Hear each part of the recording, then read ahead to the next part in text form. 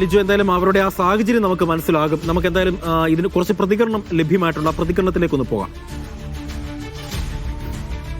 എന്തുവാന്ന് അറിയത്തില്ല, അടുത്ത വീട്ടിൽ നിന്ന് അങ്ങോട്ട് തീ ഇതായതാ. പെട്ടെന്ന് ഞങ്ങൾ നോക്കിയപ്പോഴത്തേക്കും ഞങ്ങളുടെ ഹാളിലോട്ട് മൊത്തം അങ്ങ് കറുത്ത പുകയായി. പിന്നെ മോള് ചുമച്ചപ്പോഴാണ് കാണുന്നത്. നോക്കിയപ്പോഴത്തേക്കും പെട്ടെന്ന് തീ അവരുടെ വീട് ഫുള്ളങ്ങ് കത്തി. അപ്പോഴത്തേക്കും ഞങ്ങളുടെ വീട്ടിലോട്ടും തീ ആളി കത്തി. ഞങ്ങൾ കണ്ടപ്പോഴത്തേക്കും 2 കാല് വയ്യാത്ത വികലാംഗനാ. ഞങ്ങള് വലിച്ചഴിച്ച റോഡിൽ കയറിയത്. പാതി കത്തിയ വീടിനകത്ത് വലിച്ചഴിച്ച ഞങ്ങള് റോഡിൽ കയറിയത്. അതുപോലെ എന്റെ ആളുണ്ട് അപ്പുറത്ത് മോഹൻ പറഞ്ഞു, അയാൾക്ക് 2 കാലിലും വയ്യ. ആ മനുഷ്യനെ ഞങ്ങൾ പൊക്കെടുത്ത് പോകുമ്പോഴേ ഓരോ സ്ഥലവും പൊട്ടുന്നണക്ക് പൊട്ടിക്കൊണ്ടിരിക്കുക. സത്യത്തിൽ എന്ത് ഗതികെട്ട ജീവിതമാണെന്ന് ആലോചിക്കുക. എല്ലാം അവിടെ കിടന്ന് കത്തി നശിച്ച് എല്ലാം കത്തിപ്പോയി. ഞങ്ങള് എന്തിനാ പച്ചയായിരുന്നു, ഉടുപ്പ് പോലും ഇല്ലാതിരിക്കുന്നുണ്ട്. നിന്ന ദേശത്തിലാണ് ഞങ്ങൾ രക്ഷപ്പെട്ട് ഇറങ്ങിയത്. എന്തായാലും കുഞ്ഞുങ്ങളുമായിട്ട് കിഴക്കുവശത്ത് ഇരുന്ന് മുറിക്കകത്ത് ഇരിക്കുമായിരുന്നു കിഴക്കുവശത്ത്. അപ്പൊ ഉടനെ കുഞ്ഞൊന്ന് ഓർഗാനിച്ച്. അപ്പൊ ഞാൻ ഇങ്ങനെ മലന്ന് നോക്കിയപ്പം കറുത്ത പുക ഉരുണ്ട് കയറുന്നു. അങ്ങനെ ഞാൻ ഓടി ഇറങ്ങി നോക്കി. ഇറങ്ങി ഞാൻ മോളെ എടുത്തോണ്ട് ഇറങ്ങിയിട്ട് ഞാൻ പറഞ്ഞു, അണ്ണാ തീ ആളി കത്തുന്നു, അപ്പുറത്തുനിന്ന് ആളി കത്തുന്നു, എല്ലാരും ഇറങ്ങി ഓടെന്ന് പറഞ്ഞു. അപ്പോഴത്തെ ഇവര് വെള്ളമിടുന്നു പറഞ്ഞു. ഞാൻ പറഞ്ഞു വെള്ളത്തിൽ നിക്കത്തില്ല ഇത്. അപ്പോഴത്തെ നമ്മുടെ വീട്ടിന്റെ പോളിലോട്ടും ആളി കത്തി, അപ്പുറത്തോട്ടും അങ്ങ് കത്തി പടർന്ന്. അപ്പോഴത്തെ ഞാൻ 3 കുഞ്ഞുങ്ങളെ കൊണ്ട് ഓടി പടിക്ക് മേളി വന്നപ്പോഴത്തേക്കിന് ഭയങ്കരമായ ഒരു പൊട്ടല്. അപ്പൊ അതെന്തോ ഗ്യാസ് പൊട്ടിയതാ. ഞാൻ അതൊന്നും ശ്രദ്ധിച്ചില്ല. എന്നിട്ട് ഞാൻ പെട്ടെന്ന് എനിക്ക് ഒരു ഓർമ്മ വന്ന, അച്ഛൻ ആ റൂമിൽ കിടക്കുക അകത്ത്. ഞാൻ പറഞ്ഞു, എനിക്കോ എന്റെ അച്ഛനെ ആരെങ്കിലും എടുത്തോണ്ട് പോയോ എടുക്കണം. ഇഴഞ്ഞു വരുന്ന ആളാ, നടക്കത്തില്ല. അങ്ങനെ എന്റെ മോടെ ഭർത്താവും അണ്ണനും കൂടെ വീണ്ടും ഓടിപ്പോയി. അണ്ണന് കാലിൽ നടുവൊന്നും വയ്യായിരുന്നു. പ്രാഥമികമായ ഒരു അന്വേഷണത്തിൽ നിന്ന് കിട്ടിയത് തീയിട്ട കത്തിയെന്നാ പറഞ്ഞത്. ചവറ് തീയിട്ട് കത്തിയെന്നാണ്. അത് അണയ്ക്കാൻ വിട്ടുപോയെന്നാണ് പ്രദേശത്തുള്ളവർ പറഞ്ഞത്.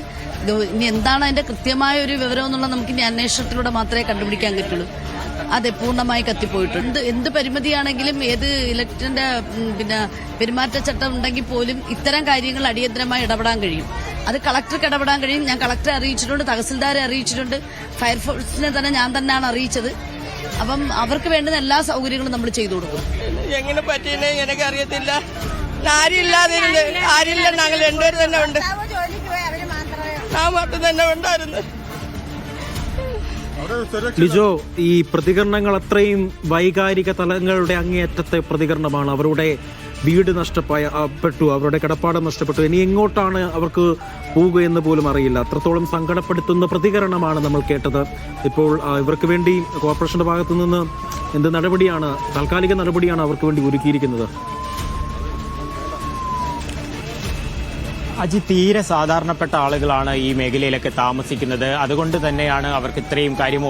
പലരും ഇപ്പോഴും ഷോക്കിൽ തന്നെയാണ്. നമ്മളോട് പ്രതികരിച്ച ആളുകളുടെയൊക്കെ ഒരു അവസ്ഥ അത് തന്നെയാണ്. അവരുടെ ഒരു വീടിന്റെ അവസ്ഥ ഇതാണ്.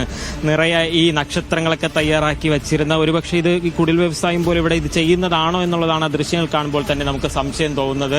ഈ നക്ഷത്രങ്ങളും മറ്റുമൊക്കെ ചെയ്യുന്നു. മാത്രമല്ല അവരുടെ വലിയ ആശ്രയമായിരുന്ന ആ ഓരോ വസ്തുക്കളും അതിലെ പല ആളുകളുമൊക്കെ വന്ന് വീണ്ടും എന്തെങ്കിലും ഇവിടെ ബാക്കിയുണ്ടോ എന്നുള്ളൊരു കാര്യമൊക്കെ നോക്കാനും പല ആളുകളുമൊക്കെ ഇവിടെ എത്തുകയും ചെയ്യുന്നുണ്ട്.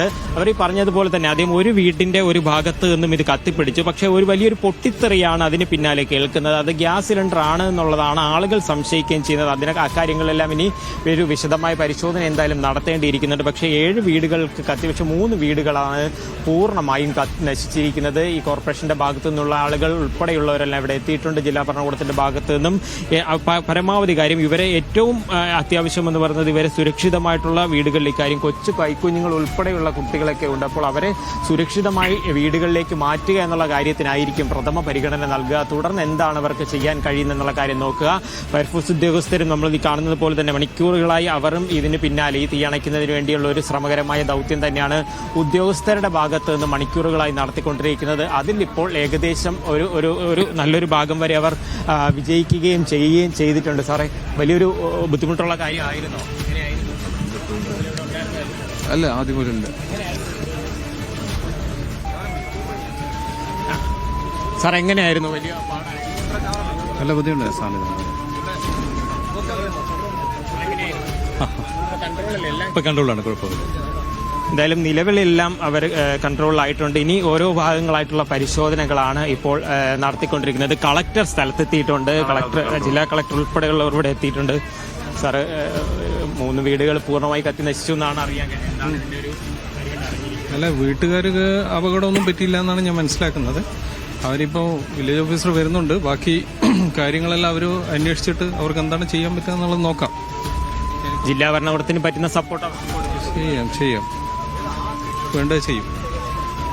എന്തായാലും കളക്ടർ തന്നെ നേരിട്ടെത്തി സ്ഥലം ഇപ്പോൾ സന്ദർശിക്കുന്നുണ്ട്. ഈ കാര്യങ്ങൾ പ്രാഥമിക വിവരങ്ങൾ 3 വീടുകളാണ് തീപിടുത്തത്തിൽ നശിച്ചു പോയതെന്നാണ് അറിഞ്ഞത്. പൂർണ്ണമായിട്ടും നശിച്ചിട്ടുണ്ട്. പിന്നെ ഇതിന്റെ കാരണങ്ങളൊക്കെ ഇനി അന്വേഷിച്ച് കണ്ടെത്തേണ്ടതാണ്. ഇനിയിപ്പോൾ ഇവിടെയുള്ള വീട്ടിലുള്ളവരെ നമുക്ക് പുനരധിവസിപ്പിക്കാനുള്ള കാര്യങ്ങൾ ആലോചിക്കേണ്ടി വരും. കളക്ടർ ദേവിദാസ് ആണ് സംസാരിച്ചത്. അദ്ദേഹം ഇവിടെ നേരിട്ടെത്തി കാര്യം 3 വീടുകൾ കത്തി നശിച്ചു എന്നുള്ള കാര്യത്തെ അദ്ദേഹവും കൺഫേം ചെയ്യുന്നുണ്ട്. മറ്റു കാര്യങ്ങളിലെല്ലാം ഇനി വിശദമായ ഒരു പരിശോധന തന്നെയാണ് വേണ്ടത്. എന്തായാലും വലിയ ഗൗരവമായി തന്നെ കണ്ടുകൊണ്ട് ഈ കാര്യം കുടുംബത്തിന് വേണ്ടുന്ന ഒരു സുരക്ഷിതത്വം ഉൾപ്പെടെ ഒരുക്കുന്നത് കാര്യം ഈ കുഞ്ഞുങ്ങൾ ഉൾപ്പെടെയുള്ളവരെ മാറ്റിപ്പാർപ്പിക്കേണ്ടത് എവിടെ അക്കാര്യങ്ങളിലെല്ലാം അധികം വൈകാതെ തന്നെ തീരുമാനം ഒക്കെ ഉണ്ടാകുമെന്നുള്ളൊരു കാര്യം തന്നെയാണ് വ്യക്തമാക്കുന്നത്. അജി, ഇപ്പോൾ ഈ പ്രദേശം അതായത് ഈ തീപിടിച്ച സ്ഥലങ്ങളെല്ലാം തന്നെ കളക്ടറിന്റെ നേതൃത്വത്തിലുള്ള ജില്ലാ ഭരണകൂടത്തിന്റെ നേതൃത്വത്തിലുള്ള സംഘം എത്തി പരിശോധനയും മറ്റു കാര്യങ്ങളുമൊക്കെ നടത്തുകയും ചെയ്യുന്നുണ്ട്. ഏതായാലും കൊല്ലത്ത് നിന്ന് വളരെ സങ്കടകരമായ ഒരു വാർത്തയാണ് ലിജോ റിപ്പോർട്ട് ചെയ്തത്. കൊല്ലം ജില്ലാ കളക്ടർ ആ സ്ഥലത്തെത്തി 3 വീടുകൾക്ക് തീപിടുത്തം ഉണ്ടായി എന്നാണ് കളക്ടർ പറഞ്ഞത്.